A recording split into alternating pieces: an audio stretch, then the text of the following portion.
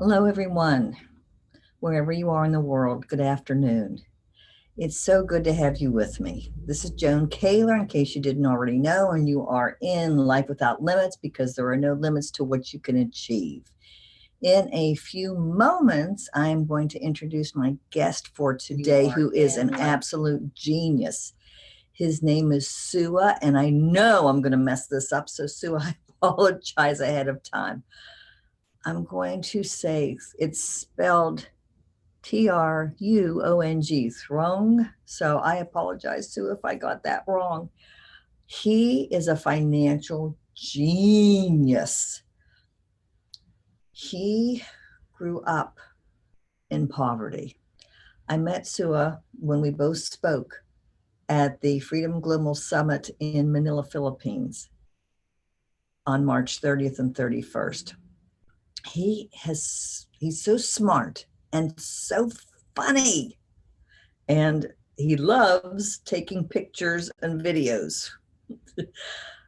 I can't wait for you to listen to his wisdom, listen to his brilliance. He does coaching, although he's not taking any new clients at the moment, according to his website. He has a mastery finance program that is amazing. There's so much that he does. It's so cool to have him on the show today. I am going to bring him in. I'm coming, Sua. Bring him in as a panelist. We all know how good I am at that, but no, I'm getting much better at it. So here we go. Promote to panelist. I'm going to push this out of the way. Here he comes. Sua, hello. I don't know exactly what it's like. Hello, can you see me? We'll have video pretty soon here. Can you hear me now? I can hear you, but I can't because you're looking. I can't hear you for some reason. Okay. Let me see. Can you hear me now? We'll get there, ladies and gentlemen. Okay. This is Sua, who is checking on his, let's see. Do you want to check your mic and make sure that's okay? Some reason I can't hear you, Joanne. Oh, Lord have mercy. Okay, wait a second. Hold on. Let's see. I might edit this part out.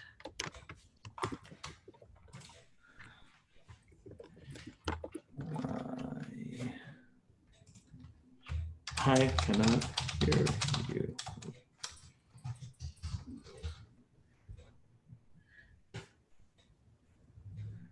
Let's see here.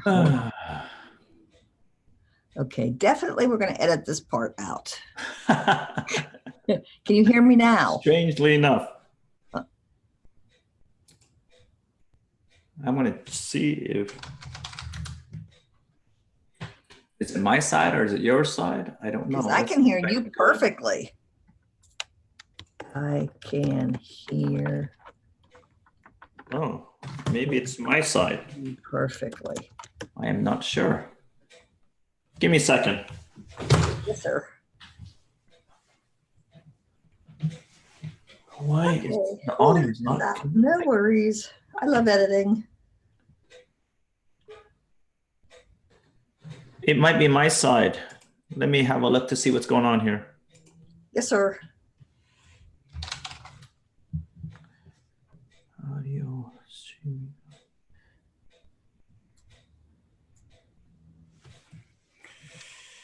Oh.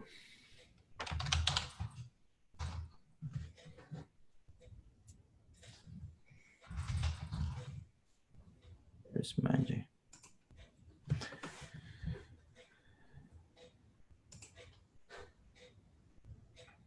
Okay, I see something here. Speaker setting. It's not plugged in. How come?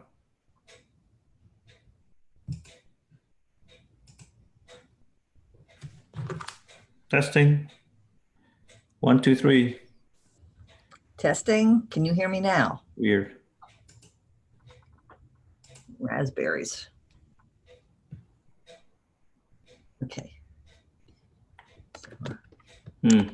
And And a second. up and we Try. Turn it off, turn it back on, see how this works. Yeah.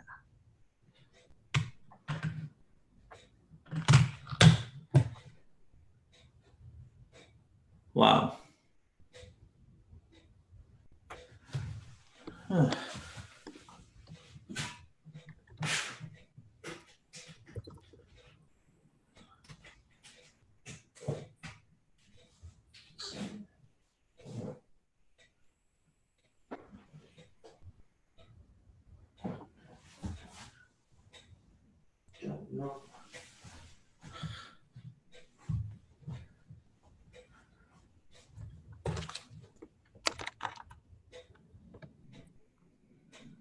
Wow. No idea.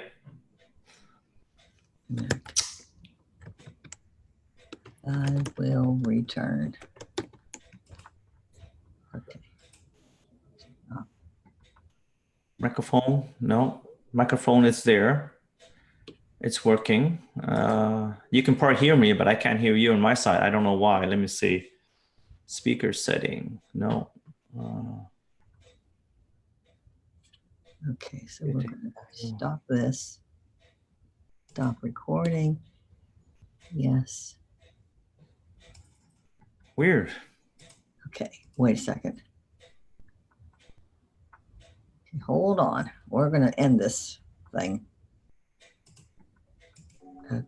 There it is. Do you have it? Can you hear me? I have no idea why it was on mute.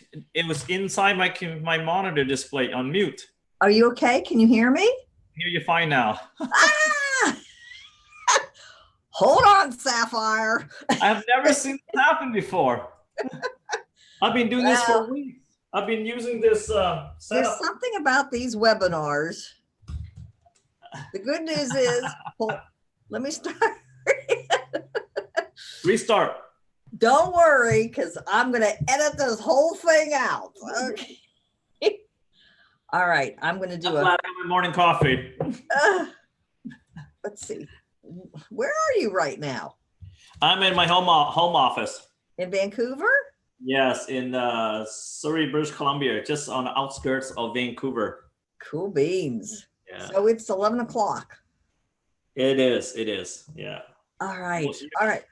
Oh, I'm so excited. I'm so excited to see. I miss you. Oh my God, Sua. I miss you so much. How have you been, Joanna? Every time I talk to one of my friends that I met on the trip, I get homesick all over again. I've been well. I miss you. I miss Croy. I miss Dan. I miss Scott. I miss June and cutting the pineapple. I miss Mitch. We had a blast, eh? Oh, I miss Ricky's 10 million messenger texts. You really? No. Okay. I'm going to start recording this. Okay. Let's see here. Okay. Record on cloud just for the heck of it. Okay. Tapping myself. Okay. Getting centered here. Here we go. Cool. Welcome in, everyone, to Life Without Limits, where there are no limits to what you can achieve. Thank you, everyone, for joining me today. I am so grateful to have you all here, both listening and watching. My name is Joan Kaler. I am an international speaker, coach, author, licensed therapist in the States. I do it all. And I'm really excited about my guest today is, and I'm going to mess this up. I'm going to try my best. Sua Truong. Close. Sua Truong. Truong is tough to pronounce, isn't it? Okay, I didn't do too awful at that. No. Let me tell you something, ladies and gentlemen. Sua is an absolute financial genius. Now, he came from really humble beginnings. As a matter of fact, his story that he explained to everyone in Manila at the Freedom Summit Global in Manila, Philippines, and throughout Southeast Asia, by the way, because he did the whole tour. At one point, I mean, his family was so poor that he actually went dumpster diving to look for food. Yeah. So we are talking, I will let him tell his story about how he went from extreme poverty to being the global financial genius coach teacher that he is today. And on top of everything else, he's a very sweet man and he is a hoot. Having a smartphone in Sua's hand is a dangerous thing because he's always taking pictures and recording. He has a great time, just a marvelous, marvelous person. So, Sua, welcome into Life Without Limits. Thank you for being on the podcast today. Thanks for the invite, Joanne. I love the Life Without Limits, and I think you have a great theme there. For me, our family, our humble upbringings was that we didn't have anything in Vietnam when we fled our country, and of course we lost everything because the Thai pirates took everything, and we were in the refugee camp. We're one of those FOB, I call it, right? The fresh off the boat. We were from Vietnam. We those refugees have fled the country. We had nothing with us, and we're so grateful we were sponsored to Canada. Unknown anonymous stranger sponsors to Canada, right? What year were you a refugee? Just for the timeline, I'm curious of when this happened. 1980. 1980. Yeah. Gosh, that was just yesterday. You were so wise for one so young. Okay.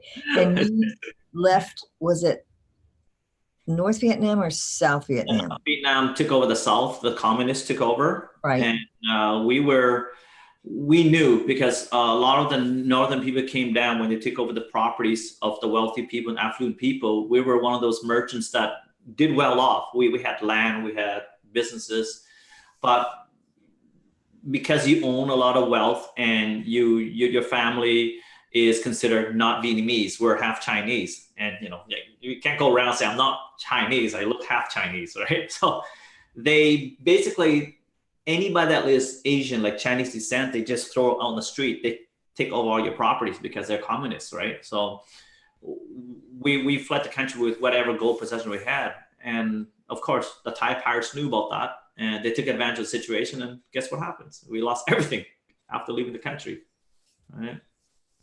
God. Yeah. And listening to your story now, this man, of course, who was a child at the time, who have survived all that. I've never been through anything like that in my life. I just can't imagine what you all went through. But now he has such a positive outlook on life.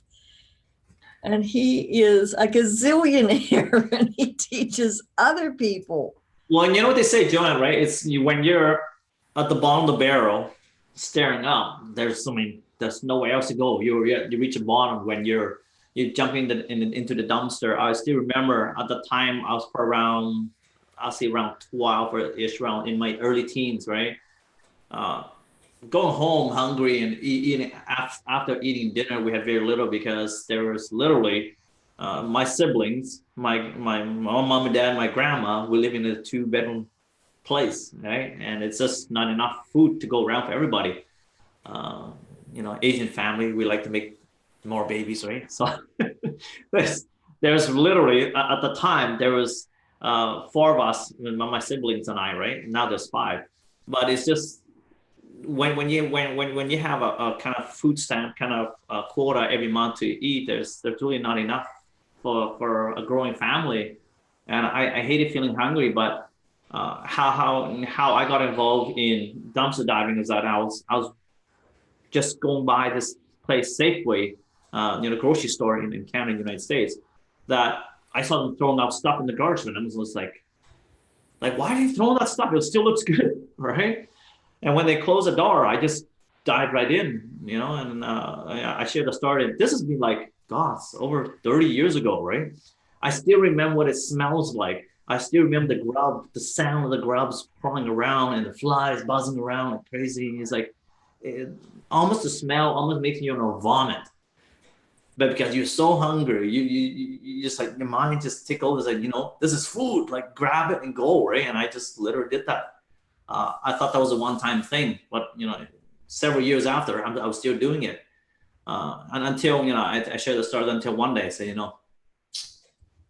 got to draw a line. I said, I don't want to do this. I don't want to do this anymore. This is eating out the garbage. Like, it's got to be something better, right?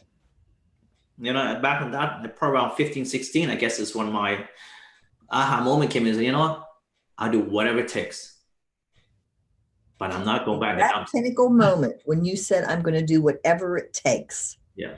That's when you shifted from, how do I get out of this? Yeah. I stopped settling for less. That's basically it. Okay. Right. And from that moment onward, I took any odd jobs I could find, anything. Even if the people say, you're too young, I said, I'll do it.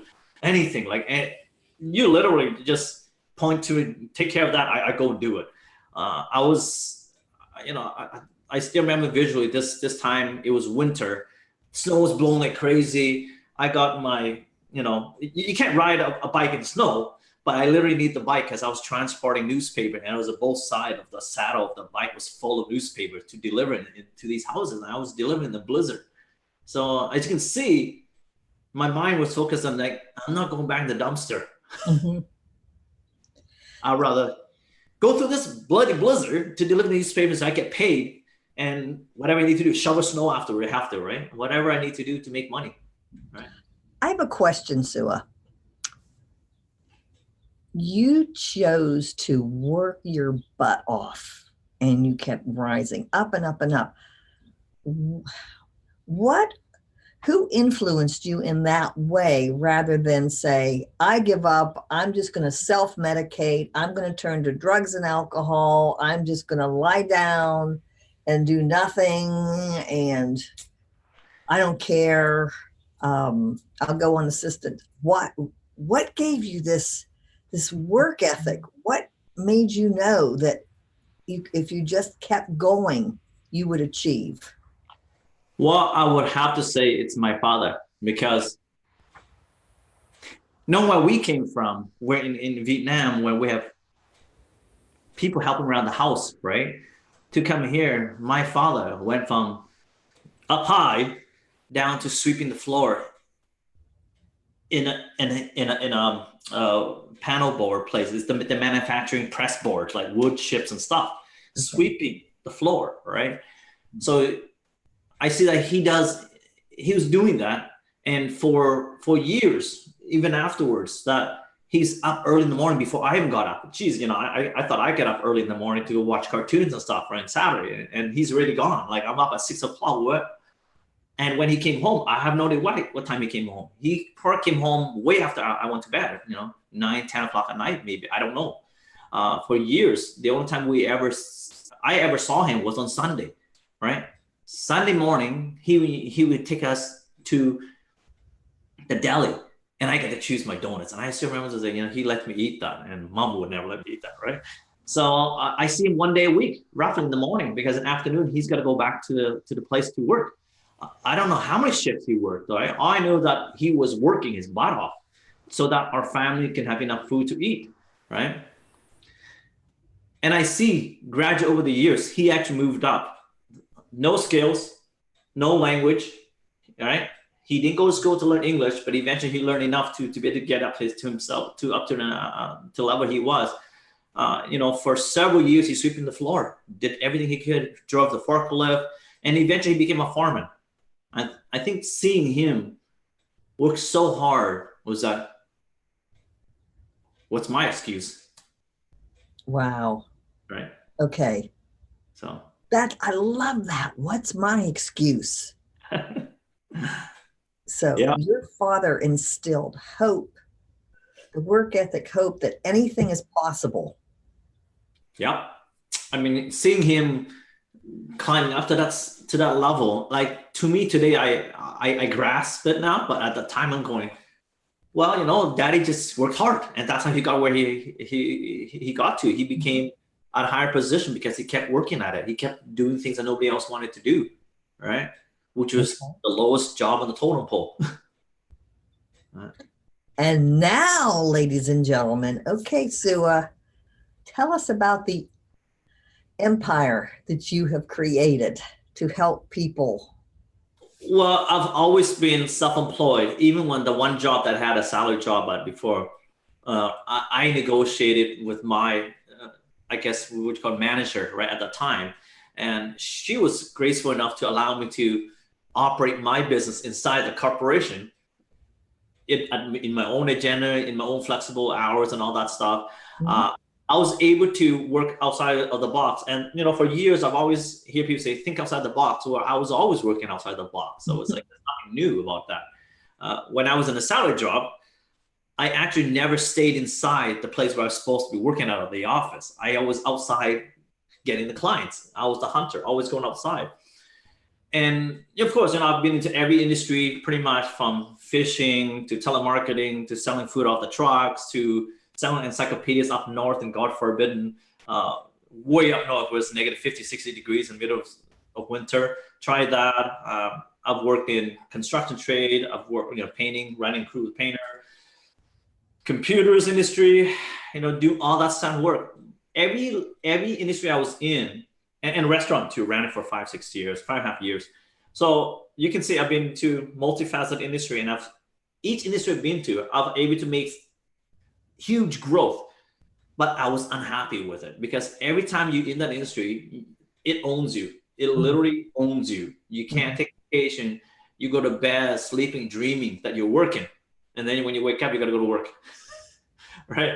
So at the end of it, I was like, it becomes commoditized, meaning that somebody else will come into the industry and will eventually eat your lunch or make it so that what you charge and what you're making is shrinking less and less and less every day, right?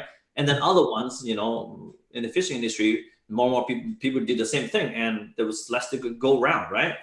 But I'm grateful that I've learned a lot from each industry, that you can't keep on doing the same thing that you're doing and expect the same results or better. Like, the fishing can get better. The industry, the construction is getting better. No, it doesn't. More people get involved, and less of the pie you get, right? And that's why I reach out and say, I have all this experience, but I'm stuck to the point where it doesn't matter what industry I went into. I made big money, but then eventually it starts to erode. And it's like, I'm working more now, working more hours, and getting paid less, right? What gives?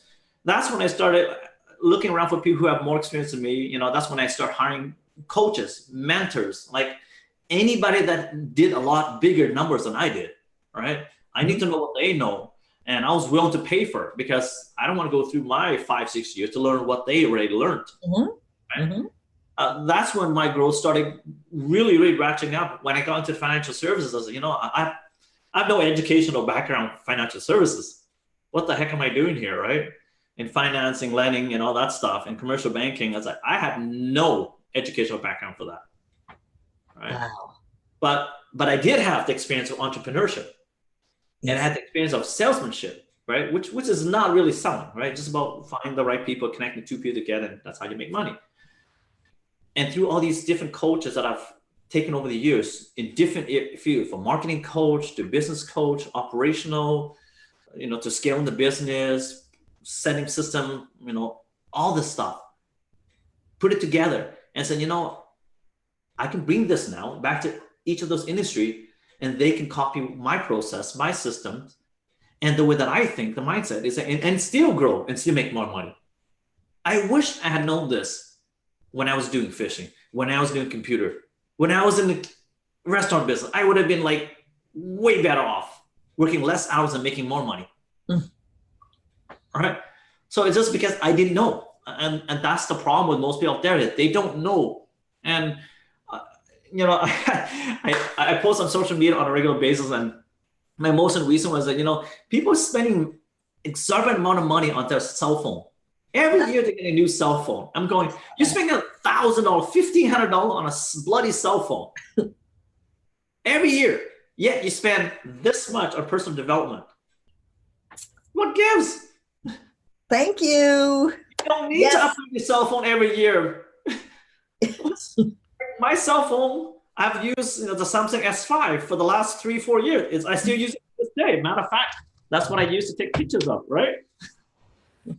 my wife, my friends and family have the S8, X9, X10. I'm still using a 4 or 5 generation old phone. Mhm. And I use that post videos and social media and everything. So my thing is this: use the money that you have at your disposal for better use. And like you did, Joanne, and kudos to you, right? You per anybody who's watching your show can see that you've taken leaps and bounds out because you've been part of the Freedom Summit. You've been surrounded by people like us. You invested in yourself, and that's all it is. If you and I can invest in ourselves and look at the growth we have with our people in our network, they see us. Look how much I've grown, even. And it's like, gosh. And I thought I knew it all last year, right? Until I went to Freedom Summit and I surrounded all these people. Like, holy crap! I'm like, all right, I got to start over again. Well, Right? I got to meet the most fascinating people when I came to Manila. I mean, I may have spoken and told my story for 40 minutes, but I got to meet you and Yes. all the other international speakers and the local speakers and the Vanna ladies. And Yeah. Why would spend $1,500 on a cell phone? Ricky is a machine. Ricky Shetty, the creator. Inspiring, right? People can do so much stuff. Like you've probably done a ton of podcasts already, and I'm going. I only met Joanna, and it's like, holy mama! Like she's got so much already. It's like, holy smokes! I've been doing this for 2 years, and our dear friend Scott Patton, who taught me how to podcast, I texted him yesterday. I'm addicted to this now. I love being able to gather information from fascinating people and share it with the world.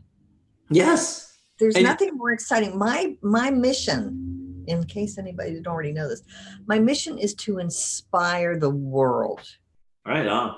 There is always something that you can learn. I learn every time I talk to people. I feel inspired. I know.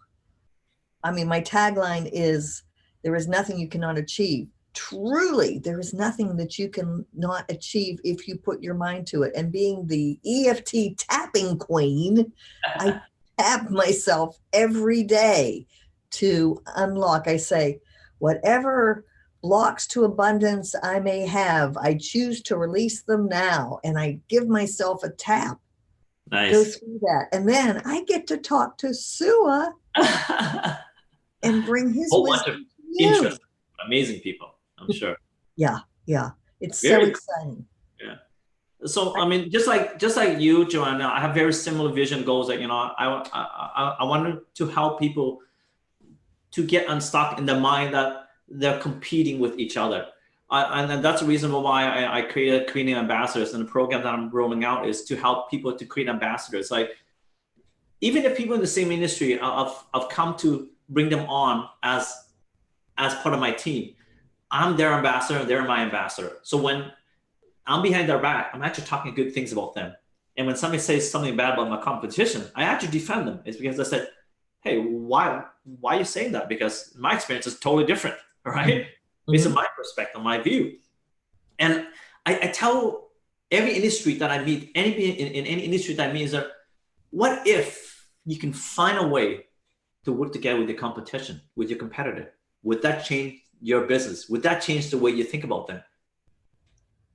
And I go, why would I want to do that? Well, see, that's exactly the problem. All right? Because you don't see the opportunity that you both of you are leaving on the table.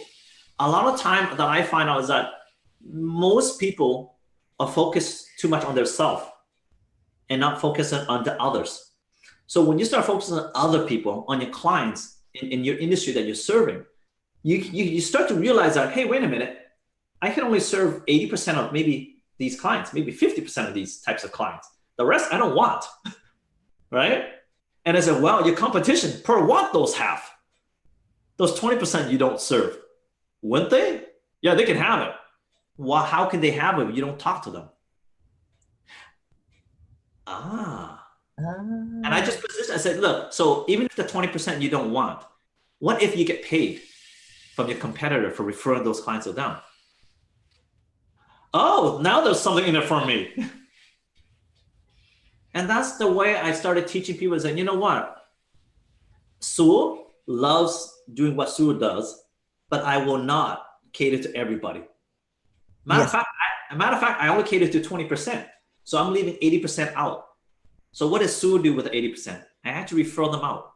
I refer them to a whole bunch of people, like on my army, my ambassadors, I call them. Because I don't want to work with those clients. It's not that I hate them. It's not that I'm not the best person to work with them. Mm-hmm.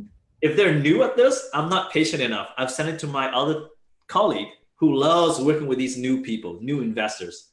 They are very patient with those new investors.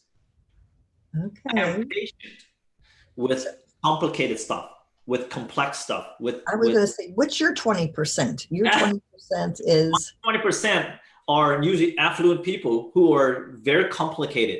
Their whole entire financial situation, their life is interconnected with so many moving parts. The new guys that are coming to the industry, they look at it and they go, "Oh my God, I don't know how to do this. I don't want to work with this. Like, this is over my head." I love it. This is what I do. This is what I'm good at.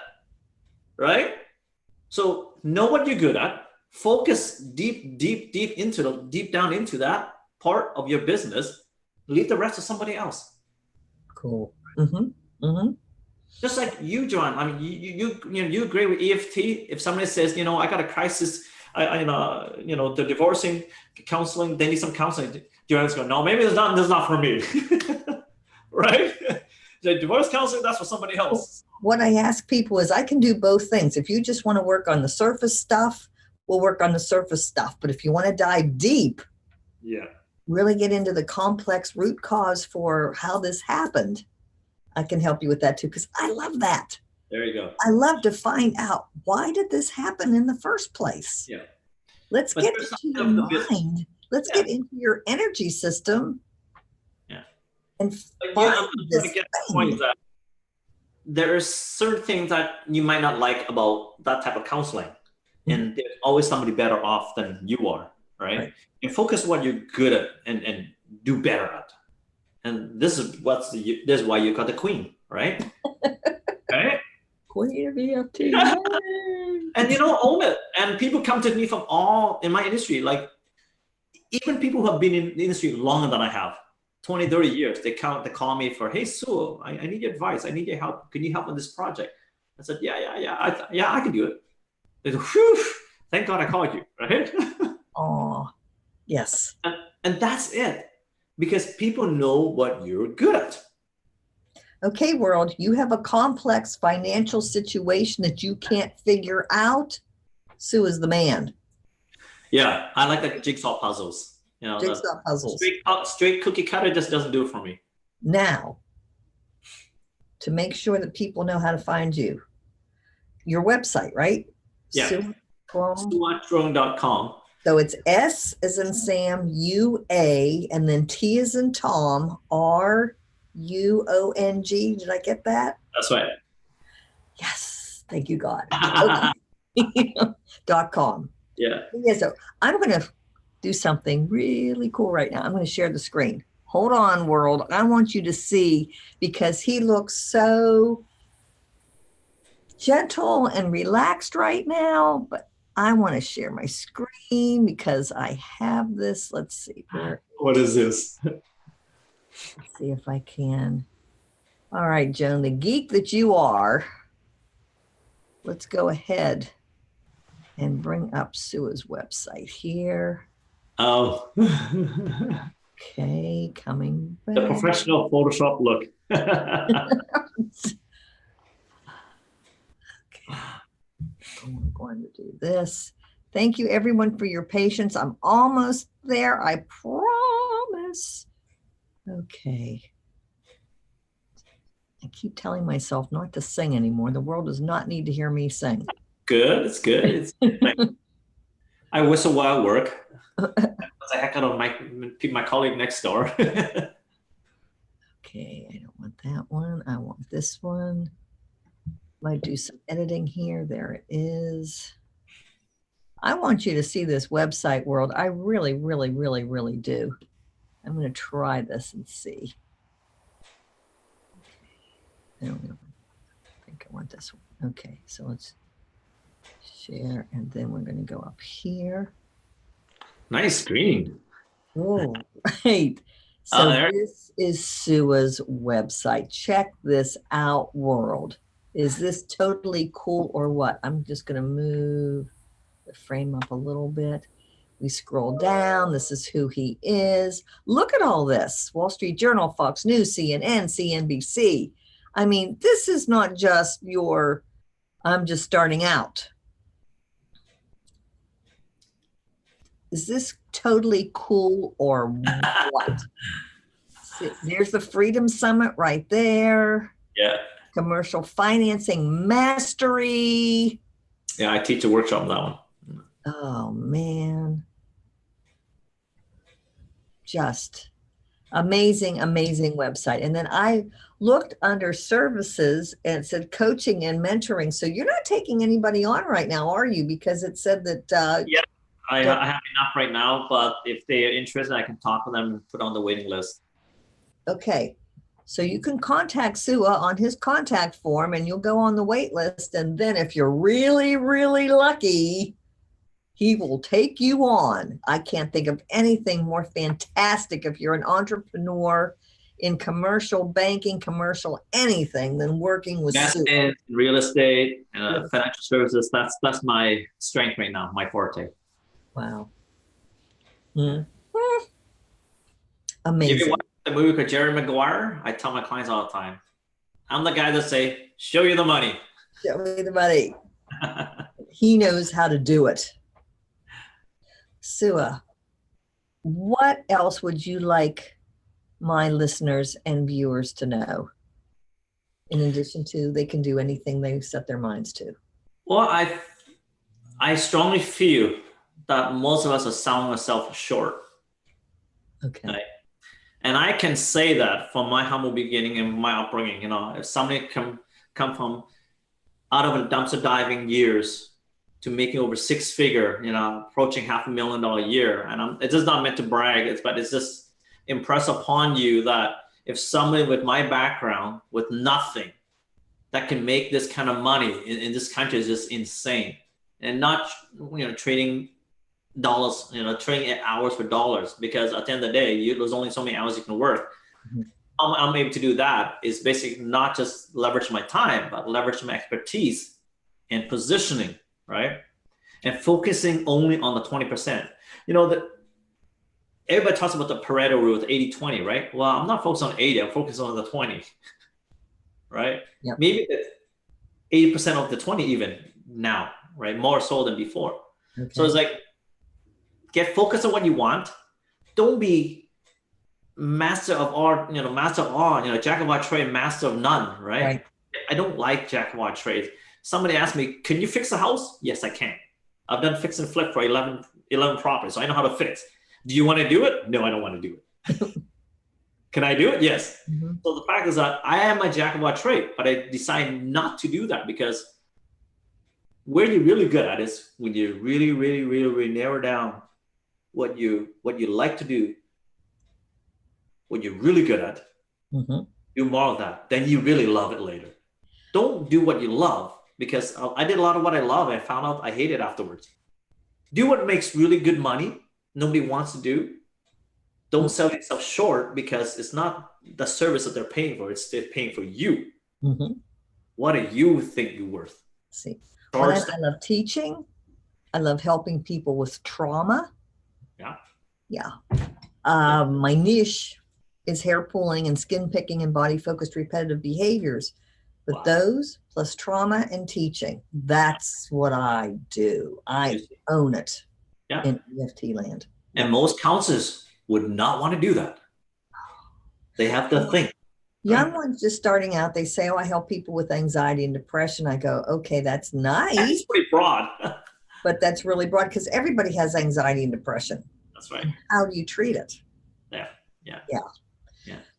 And what's so it's been absolutely amazing talking with you. I wish that we were in the same location so we could go out for lunch together. Be more hugging, be less talking.